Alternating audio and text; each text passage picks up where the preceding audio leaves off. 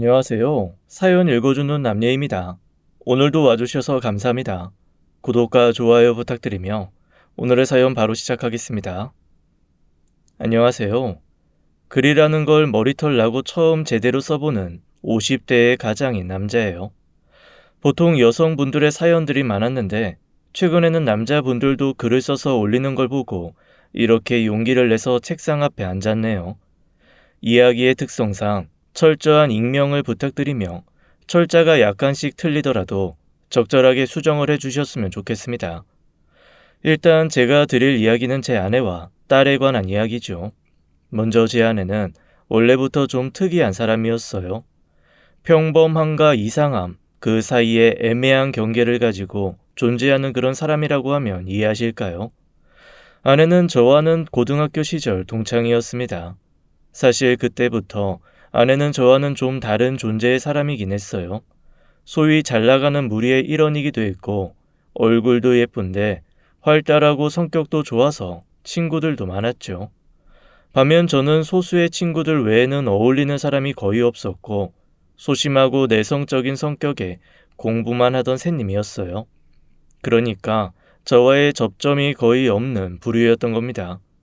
1학년, 2학년 모두 같은 반이었는데도 아내는 제 이름조차 몰랐을 거라는 생각이 들 정도로요.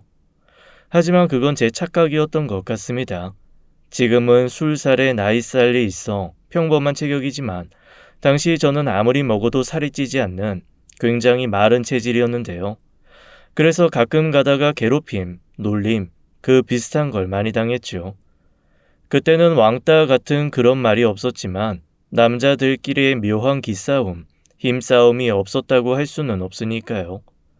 하루는 화장실에서 소변을 누고 있었는데 짓궂은 녀석 하나가 제게 시비를 걸어왔습니다.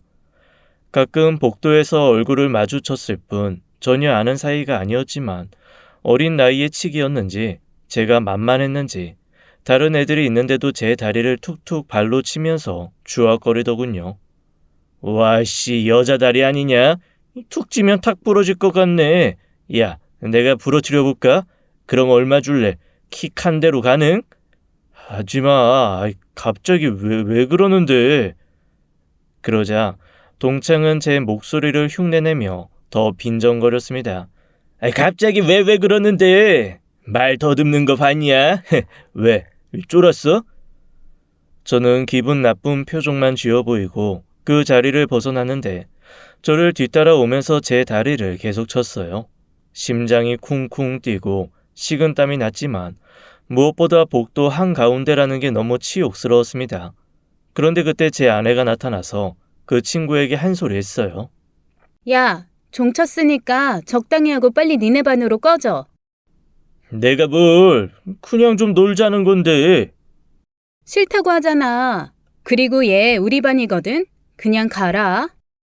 그 녀석은 괜히 저를 보면서 욕설을 하고는 뒤돌아서 자리를 벗어났습니다. 저는 귀까지 벌겋게 달아올라서 그 자리에 가만히 있었고요. 그때 아내는 제 이름을 불러주면서 들어가라고 저런 녀석은 무시해도 된다고 했죠. 사실 지금 생각하면 아주 작은 호의였어요. 아내의 입장에서는 떠올리려고 하면 기억이 전혀 나지 않아서 고개를 갸웃하는 정도의 흑백의 기억일지도 모릅니다. 하지만 제게는 그 시간 전부가 10년이 지나도 생생한 색채가 살아있는 기억이었어요. 누군가가 제게 아내가 첫사랑이냐고 하면 고개를 저었을 정도의 짧은 시간이었지만 10년이 흐른 뒤에 동창회에서 그 사람이 온다는 말에 심장이 뛰는 걸 느꼈고 저는 비로소 인정할 수밖에 없었습니다. 그 사람이 제 첫사랑이었던 걸 말이에요. 다시 저를 만난 아내는 이전과는 많이 변해 있었습니다. 어딘지 지쳐 보였고 이전의 활달함은 목소리에만 약간 남아있는 정도였어요. 저는 감히 다가가지도 못했는데 그 사람이 먼저 제게 아는 척을 했죠. 너 혹시 나 기억해? 어? 아, 그렇지. 기억하지. 너무 반갑다. 진짜. 결혼은 했어? 애인은 있고? 응. 아니. 미혼이고 애인도 없어. 순간 저도 모르게 큰 소리로 말하고는 어린 시절처럼 볼을 붉힌 채 고개를 숙였어요. 어쩜 넌 하나도 안 변했다. 맞네. 너 공부도 엄청 잘했잖아. 뭐, 할 줄 아는 게 그것뿐이니까. 나도 그런 말 한번 해보고 싶었는데 너무 부러워. 왜? 너도 중위권은 계속 유지했었잖아. 대학도 나쁘지 않은 곳에 붙었고. 어? 네가 그걸 기억해? 기억력 진짜 대단하다. 그러니까. 맞아. 내가 쓸모없는 걸 잘 기억하지. 어색하고 떨리는 느낌은 저를 고등학교 시절의 그때 그 순간으로 보낸 것 같았습니다. 성인이 된 뒤에 우연이라도 마주칠 수 있을까 하는 상상만으로도 가슴이 벅찼던 예전의 저로 말이에요. 우리 동창의 이후로 자주 연락을 주고받았습니다. 처음에는 문자로, 그 다음에는 전화로 우리 많은 이야기를 나눴고 덕분에 그 사람에 관한 많은 걸 알게 되었어요. 딸만 6명의 대가족 중에 넷째 딸로 태어났다는 것, 집안 형편이 어려워서 대학에 결국 진학하지 못했다는 것, 가족들과 사이가 좋지 않아 성인이 된 뒤에 독립했다는 것 정도였습니다. 솔직히 대단하다고 생각했어요. 형제들이 많아서 거의 혜택을 받지도 못했는데 혼자 힘으로 살아왔다니 안쓰럽기보다는 멋지다는 느낌이 들었습니다. 마치 저를 구해줬던 그때처럼 말이에요. 그런 배경 역시도 저와는 정반대였죠. 저는 부모님이 굉장히 늦게 결혼해서 낳은 늑둥이의 외동 아들이었거든요. 엄청 여유롭게 돈이 많은 집도 아니었지만 부족할 것 없이 지원을 받았고 대학 시절에도 아르바이트 한 번 한 적이 없었습니다. 결국에는 좋은 대학을 졸업해서 이름 있는 회사에 취업을 했고 연구원으로 나쁘지 않은 연봉을 받으면서 생활하고 있었어요. 몇 번의 연애를 했지만 번번이 차이기 일쑤였고 이유 역시 크게 다르지 않았습니다. 상대 여자가 바람이 났거나 바람이 날 것 같거나 둘 중 하나였으니까요. 제가 그만큼 매력이 떨어지긴 한다는 걸 저 역시도 충분히 알고 있었습니다. 누가 봐도 공부만 했을 것 같은 외모에 특징 없는 얼굴, 무엇보다 전 재미가 없었거든요. 왜 그런 거 있죠?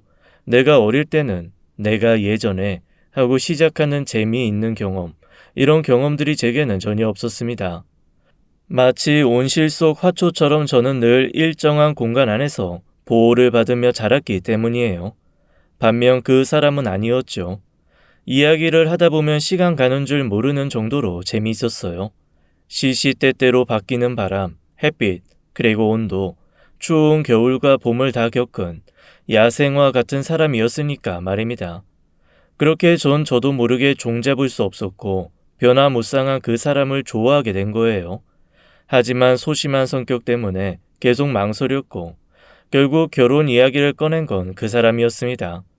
그때 제 감정은 세상 전부를 다 준다고 해도 절대로 바꿀 수 없을 만큼 벅찼어요.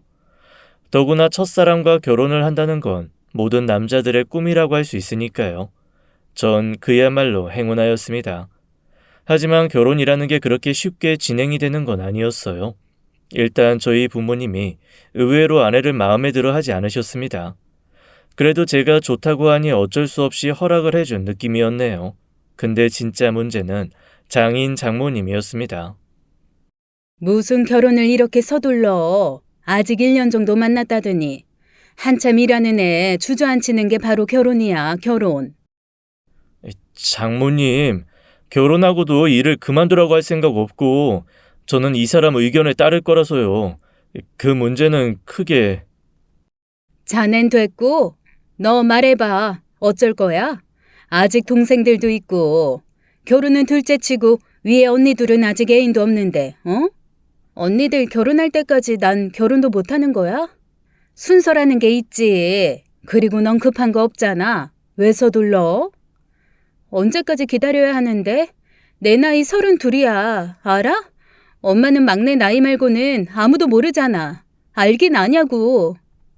어머, 얘 말하는 것 좀 봐.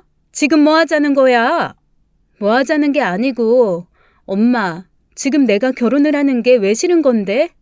정말 내가 성급하다고 생각하는 거야? 아니면 내가 결혼해서 큰언니처럼 애 낳고 용돈 못 줄까봐 그게 걱정되는 거야? 둘 중에 뭐냐고 말 좀 해봐요. 저는 곁에서 분위기에 눌려서 고개를 푹 숙였고 장모님은 입술을 파르르 떨더군요. 그야 당연히 성급하다고 생각하는 거지. 성급한 결정 아니야. 충분히 생각했어. 그러니까 그냥 아무 말 말고 식장에 앉아만 있어. 그 정도는 해줄 수 있잖아. 엄마니까, 어? 몇 번씩 장난으로 이야기했던 집안의 일들을 제 눈으로 직접 보니 생각보다 심각한 문제라는 게 느껴졌습니다. 특히나 아내의 어머니는 아들을 낳기 위해서 딸 6명을 낳고 결국에는 아들을 낳는 데 성공했다더군요. 물론 그 시작은 아들만 바라는 시어머니로부터 시작되었지만 시어머니가 돌아가신 후부터는 오히려 어머님 본인이 아들 하고 노래를 부르기 시작했답니다. 때문에 딸들은 자연스럽게 관심 밖으로 멀어졌고 온갖 차별을 겪으면서 자랐다고 했죠. 첫째인 큰언니의 경우에는 살림 미천이라면서 그나마 약간의 지원을 해주었지만 그 외에는 아들인 막내 외에 아무도 돌봐주지 않았다고 해요. 결국 둘째 언니가 셋째 언니와 넷째인 아내를 돌봤고 더 어린 동생은 다시 둘째 언니 그리고 다음인 아내를 거쳐 서로가 돌봐주었다고 합니다. 문제는 성인이 된 뒤에 월급의 절반 이상을 집에 보태야 했다는 거였고요. 봤지? 우리 집이 어떤지. 정말 최악이야. 진짜 최악이라고. 아니야. 아마도 걱정도 되고 내가 그렇게 괜찮지도 않고 부모님 눈에는 당연히 당신 딸이 아깝고 그러니까 그런 거지. 아내는 제 위로 담긴 말에 씁쓸하게 웃어 보였다가 고개를 저었습니다. 난 절대로 이렇게는 안 살 거야. 절대로. 그래. 당신 절대 고생 안 시킬게. 그 말이 아니야. 계속 고민해 왔는데 이거 꼭 약속해줘. 뭔데? 표정이 너무 무섭다. 아이는 무조건 하나만 낳는 거야. 무조건. 어? 근데 저는 당연히 망설였어요. 전 아내와는 정반대로 살았기에 아이를 낳는다면 둘을 꼭 낳고 싶었기 때문입니다. 결혼을 딱히 꿈꿔보진 않았지만 가족이 많다는 것에 대한 동경이 있긴 했거든요. 하지만 아내가 그렇게 말하는 이유를 모르진 않았기에 그렇게 하겠다고 대답했죠. 그런데 아내는 여기서 멈추지 않고 제게 첫째를 낳은 뒤에 정관 수술을 했으면 한다고 하더군요. 솔직히 그건 아니다 싶어서 저는 딱 잘라서 거절했습니다. 좋아. 그래도 무조건 하나만 낳는 건 약속했어. 알았어. 그건 약속할게. 진짜 고마워. 딸이든 아들이든 꼭 하나만 낳아서 잘 기르자. 꼭 당신 닮아서 착하고 머리도 좋았으면 좋겠어. 그치? 에이, 날 닮으면 큰일이지. 당신을 닮아야 예쁘지. 그럼 딸이 좋겠다. 그치? 무조건 딸. 여행을 가기 전에 계획을 짤 때 느끼는 설렘이 뭔지 아시죠? 결혼 전에 아내가 생각해둔 미래에 대한 이야기를 하는 게 저는 정말 좋았어요. 인테리어는 어떤 식으로 할지, 아이의 이름은 뭐가 예쁠지, 주말에는 뭘 하면서 보낼지에 대한 상상 속 계획은 너무 완벽해 보였습니다. 이야기 속에 우리는 행복이 언제나 넘쳤어요. 하지만 그 행복은 결혼 후 아내가 아이를 가지자마자 이상한 방향으로 흘러가게 되었습니다. 불행해졌다, 달라졌다, 변했다가 아니라 이상한 방향으로 말이에요. 먼저 아내는 자신의 뱃속의 아이가 딸이라고 확신했죠. 그 다음에 아기 용품까지도 모두 딸 아이 것으로만 사들였어요. 물론 저는 혹시 아들일 가능성이 있기 때문에 너무 불필요한 물건들은 자제시키려고 했지만 아이 문제에 있어 아내는 이성적인 부분이 전혀 없는 사람처럼 굴었습니다. 임신 초기라 당연히 저 역시도 찬성하긴 했지만 회사를 그만두는 것도 그 어떤 상의 없이 혼자서 결정을 내렸고요. 좋은 것만 봐야 한다고 집에 있던 TV는 모두 없앴고 제게는 반강제적인 태교를 시키기 시작했죠. 물론 아이가 아빠 목소리를 들으면 정서 발달에 좋다는 그런 소리를 들은 적은 있어요. 그걸 이야기하는 게 아닙니다. 갑자기 교과서? 이걸 어딜 쓰려고? 일종의 선행학습이지. 매일매일 당신이 읽어줘. 보통은 동화책을 읽지 않아? 내 딸은 특별해. 머리도 좋을 거야. 보통 애들이랑은 다르지. 분명히 다 이해할걸? 머리는 당신을 닮았을 거라고. 만에 하나 날 닮았어도 적당히 타고난 센스는 있을 테니 가르치면 잘할걸? 그리고 동화책 그런 것도 있어. 저기 책장에 꽂아둔 거 읽어줘. 논술에 필요한 한국 문학 백선? 여보, 이건 좀... 수학책부터 시작할까? 아니다. 영어 먼저 하자. 유별나달까? 유난스럽다고 해야 할까? 아내는 시작부터가 달랐어요. 퇴근 후에 집에 들어오면 상식 문제집과 퍼즐 문제를 끙끙거리며 풀고 있었습니다. 제가 돌아오면 저는 아내가 잠들 때까지 수학의 정석을 읽어야 했고요. 그것들이 어떤 효과가 있는지는 모르겠지만 솔직히 수학책을 읽는 것 자체가 제겐 고역이었죠. 읽다 보면 마법 주문을 외우는 것 같은 느낌이 들기도 하고 기분이 묘했거든요. 그럼에도 불구하고 아내가 그렇게까지 하는 이유를 모르지 않기에 저는 최선을 다해서 아내가 원하는 것은 해주려고 노력했습니다. 여느 남자들과 크게 다르지 않았어요. 먹고 싶은 게 있으면 무슨 수를 써서라도 공수해 주었고 가지고 싶은 게 있어도 군말 없이 카드를 내밀어주는 그런 남편이 되었습니다. 피곤한 몸을 이끌고 밤 늦게까지 지루한 교과서를 읽고 또 읽는 건 고된 일이었지만 막상 아이를 낳으면 잠잠해지겠구나 하는 작은 희망을 품으면서 버텨냈어요. 그리고 출산일이 되었고 아내는 정말로 원하던 딸을 낳게 되었습니다. 신기한 일이었어요. 아내의 눈과 인매를 꼭 빼닮은 예쁜 딸이었죠. 그런데 아내는 자신을 닮은 딸을 보면서 며칠 내내 불안함을 표현하더군요. 왜? 그럼 딸인데 날 닮아? 나 너무 못생겼잖아. 당신은 그것도 몰라? 딸은 엄마 팔자 닮는다잖아. 관성이 얼마나 중요한데. 그래도 코는 당신을 닮아서 괜찮을 수도 있겠다. 그거라도 다행이지. 그런 거 다 미신이야. 그리고 당신도 그런 거 안 믿잖아. 믿는 사람 안 믿는 사람 따로 있어? 지키고 싶은 게 있으니 뭐라도 믿는 거지. 그전에는 그런 게 없었으니까 그런 거고. 순간 아내가 과하다는 생각이 들어서 걱정이 되었지만 아이를 낳고 얼마간은 굉장히 힘든 시간을 보냈기에 정신없이 보냈습니다. 늦은 밤에도 깨어나 우는 아이를 달래고 여러 번에 걸쳐 모유를 먹이는 아내를 보면서 저 역시도 최선을 다해서 부담을 덜어주려고 노력했어요. 아내가 조금이라도 잠을 잘 수 있도록 나름대로 배려를 하려 했던 겁니다. 그런데 아내는 아이를 제게 잠깐이라도 맡기려고 하지 않더군요. 이 문제로 몇 번은 말다툼을 했습니다. 내가 아이를 떨어뜨리기를 해? 아니면 함부로 대해? 나 못 믿어? 나 나름대로 당신 배려해주고 싶은 건데 내가 납치범이야? 누가 해달래? 하지 마. 그리고 남편들이 애 돌보는 거야 뻔하지. 장난치고 애들을 무슨 장난감 공처럼 대하잖아. 아기는 손에 쥔 생달걀처럼 조심스럽게 대해야 한다고.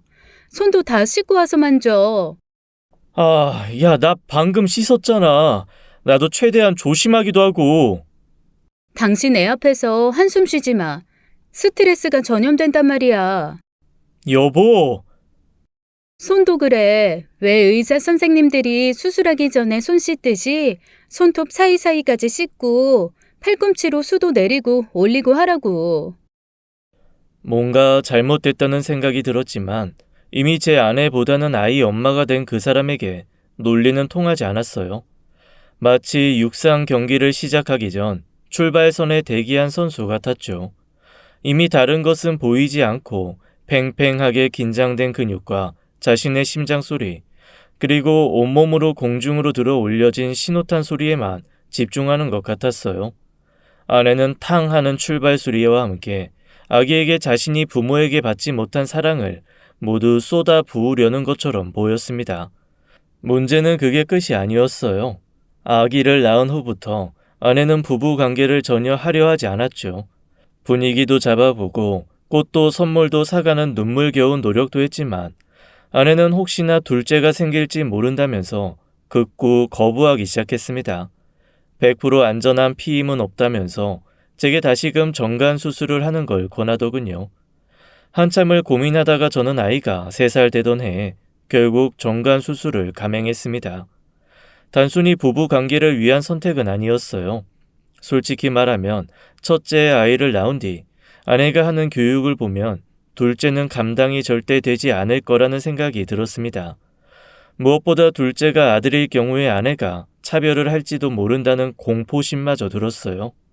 아이가 태어나기도 전에 온통 핑크색으로 물든 아기 방을 보면 누구라도 그런 생각이 들 겁니다. 다행히 딸이 걷기 시작했을 때부터는 아내도 제게 아이를 맡기기 시작했고 별 문제 없이 아이는 하루가 다르게 쑥쑥 크기 시작했어요. 물론 턱없이 비싼 영어 유치원에 다니게 하거나 비싼 명품 옷을 아이에게 사 입히는 정도는 저도 그러려니 하고 넘어가는 수준이 되었습니다. 저 역시도 아내의 유난스러움에 적당히 발을 맞췄고 저의 부모님이 저를 금이야 오기야 길러주신 것처럼 딱 하나 있는 자식이라는 생각이 드니 그렇게 유난스럽다는 생각도 들진 않았던 것 같네요. 하루는 유치원에서 딸아이가 친구와 크게 다투다가 입술이 살짝 찢어지고 앞니가 빠진 일이 벌어졌습니다. 다행히 유치였기에 큰 문제는 없었지만 상대 아이의 어깨를 피가 날 정도로 물어버린 딸 때문에 흉이 질 수도 있다고 하더군요. 저희는 당연히 상대 부모님에게 죄송하다고 사과를 했고 치료비와 아이 간식비 면목으로 약소하게 성의를 보였습니다. 어차피 두 아이가 서로 싸우다가 다친 일이라서 크게 문제는 번지지 않았어요. 먼저 부모가 사과하라는 말에 어깨를 물린 남자애가 미안하다면서 딸에게 손을 내밀었습니다. 그런데 제 딸은 그 손을 탁 하고 쳐내더군요. 저는 너무 놀라고 당황해서 딸의 손을 잡고 남자아이의 손에 포겠죠. 얼른 너도 친구한테 미안하다고, 잘못했다고 해. 얼른. 나 잘못 안 했어. 딸은 다시금 남자아이를 밀어내더군요. 에이, 너 정말 혼날래?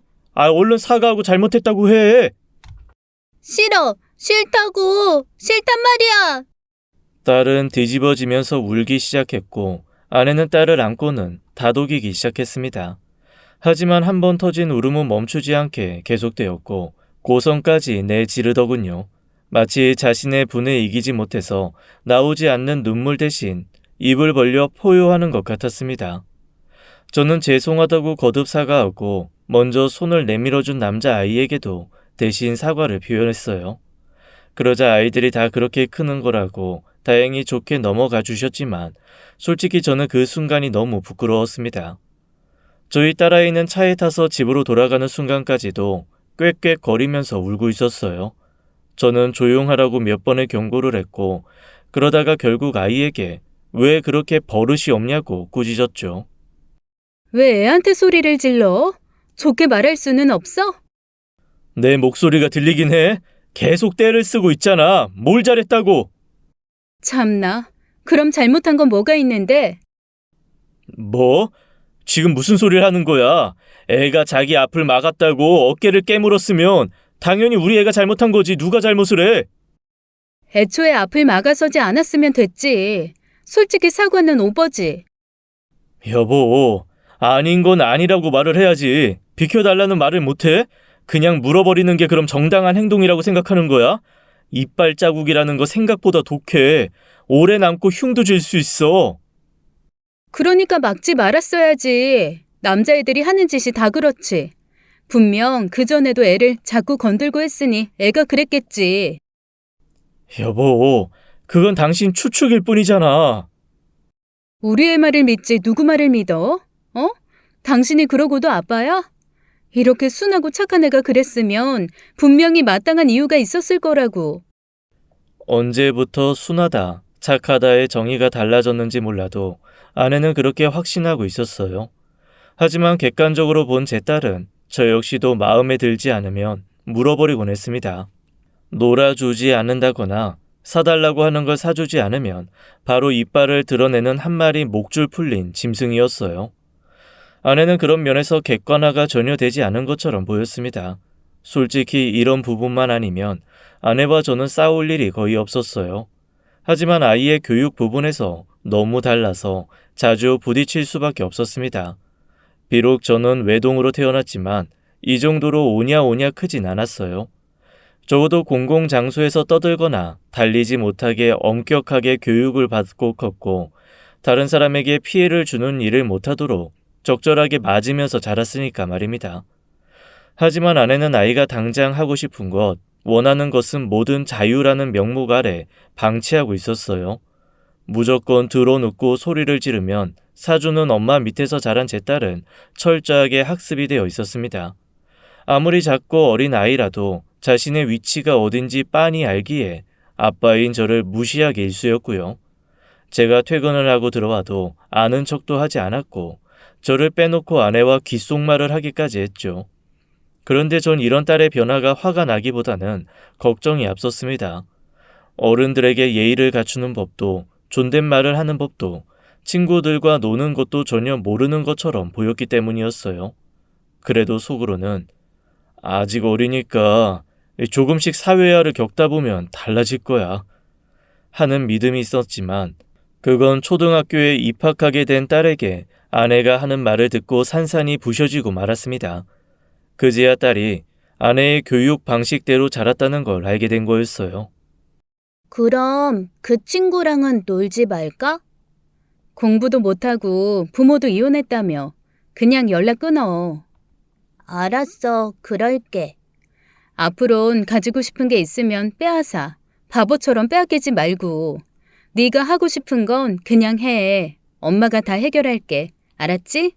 응, 엄마. 걱정하지 마. 엄마가 또 뭐라고 했어? 몰라. 마음대로 되지 않으면 무조건 먼저 울어야 돼. 알았어? 딸아이는 다짐하듯이 고개를 끄덕였습니다. 넌 엄마처럼 살면 안 돼. 이기적으로 개인적으로 살아. 양보하고 배려하고 하는 건 절대로 하지 마. 알았지? 응, 알았어. 근데 나 게임기 가지고 싶어. 그래? 그래, 그럼 그러자. 너무나 충격적인 이야기에 저는 그 자리에서 굳어버렸어요. 얼마 뒤 작은 방 밖으로 나오는 아내와 눈이 마주쳤고 아내는 저를 끌고 안방으로 들어가서 문을 닫아 걸었습니다. 어디서부터 뭘 어떻게 고쳐야 할지 모르겠더군요. 마치 용량을 초과한 세탁기 속 빨랫감처럼 머리가 헛도는 느낌이 들었죠.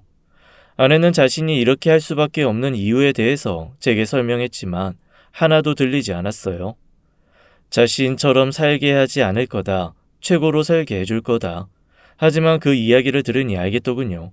저는 아내의 미래에 없다는 걸 말입니다.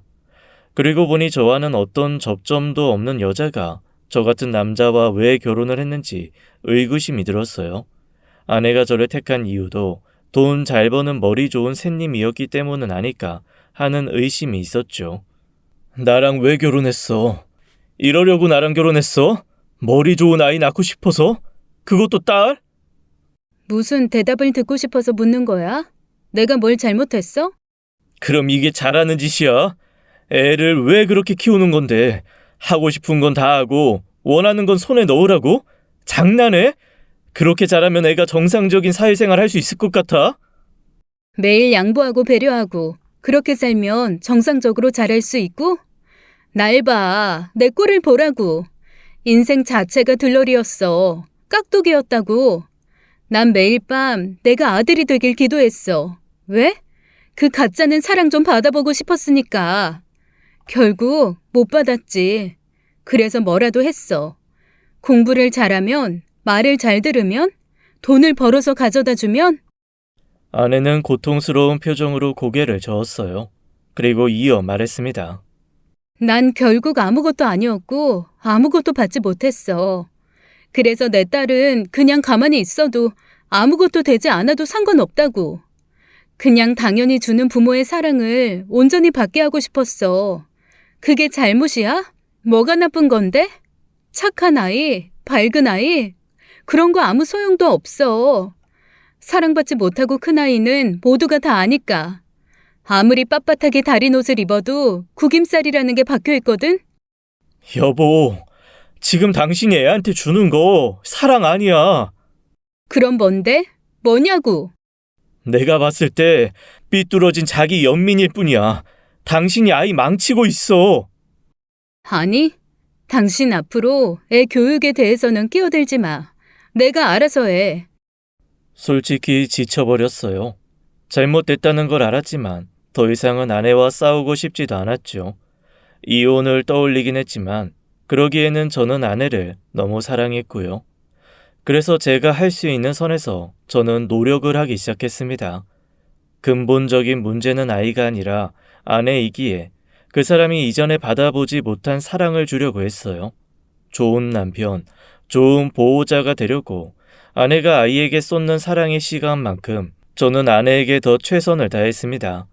작은 기념일 하나도 빠뜨리지 않고 챙겼고 집에 돌아오는 길에는 아내가 좋아하는 꽃을 샀어요.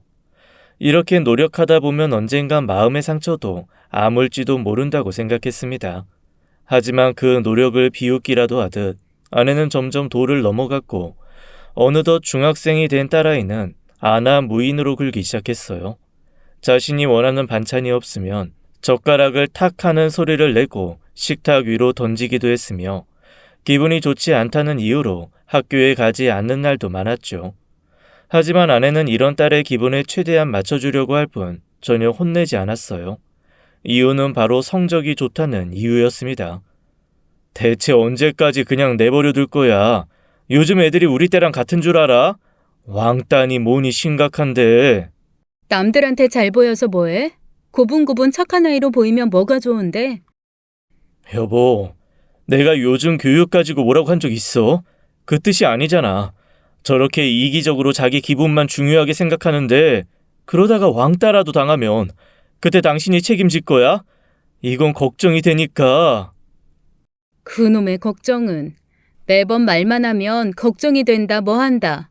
걱정 말라고. 내 딸은 나중에 커서 의사 되고 싶다고 했어.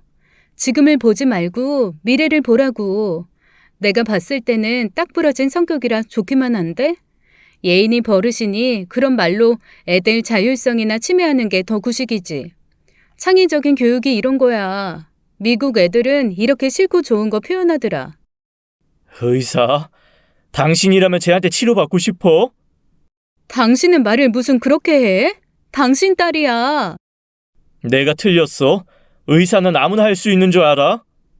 내 딸이 뭐가 어디가 어떤데? 머리가 좋으니 의사는 되겠지.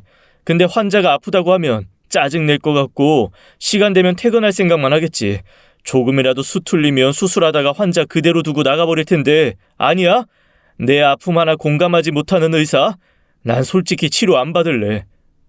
아빠라는 사람이 이렇게 말하니까 애가 당신만 보면 눈치를 보지. 진짜 당신한테 너무 실망했어. 한 번만 더 그렇게 말해봐. 이혼이야. 아내의 기준은 무조건적인 사랑이었기에 저는 늘 사랑을 주지 못하는 아빠가 될 수밖에 없었어요.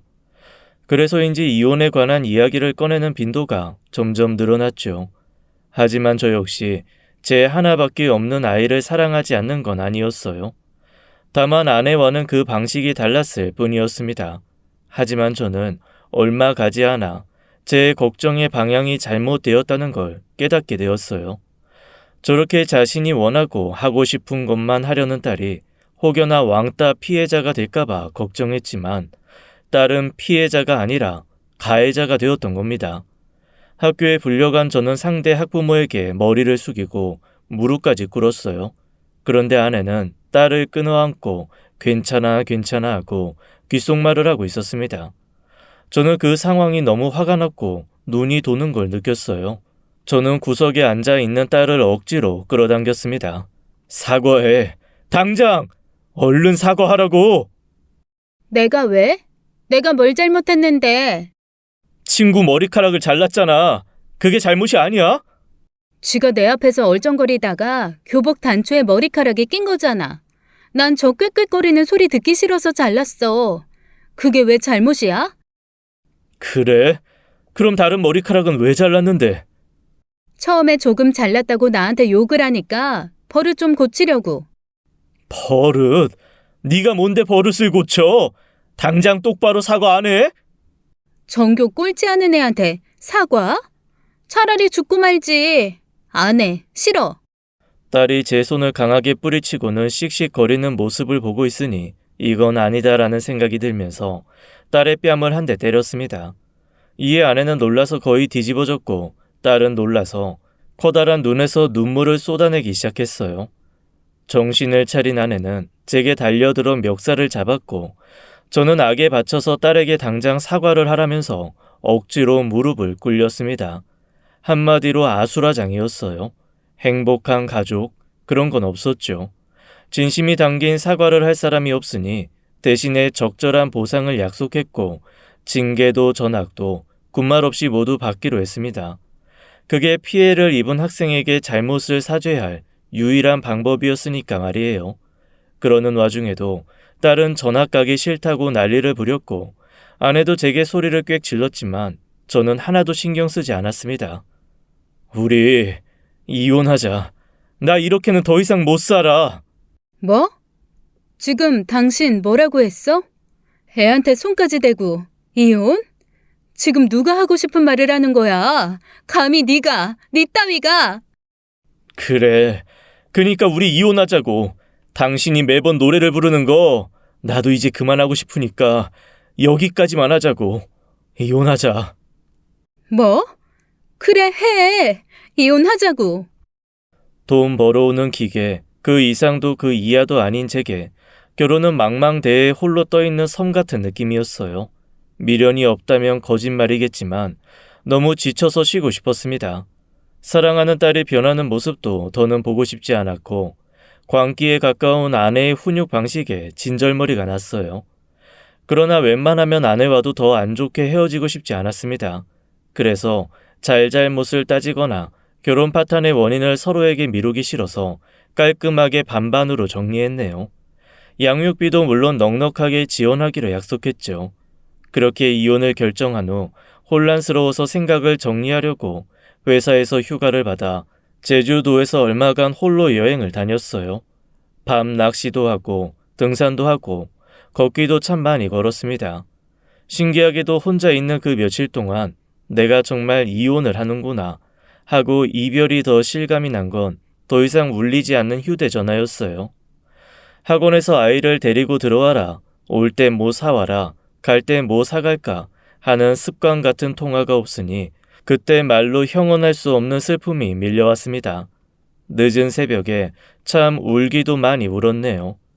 제대로 정리되지 않은 마음의 짐을 정리하듯 대충 쓸어 담고 다시 집으로 들어갔을 때 저는 이제까지 한 번도 보지 못한 장면과 마주하게 되었습니다.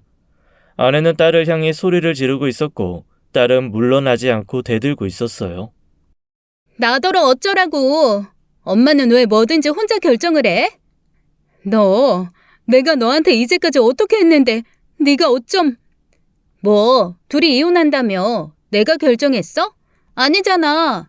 근데 내가 누구랑 살지는 결정할 수 있는 권한 있는 거 아니야? 그래서 네 아빠랑 지금 살겠다는 거야?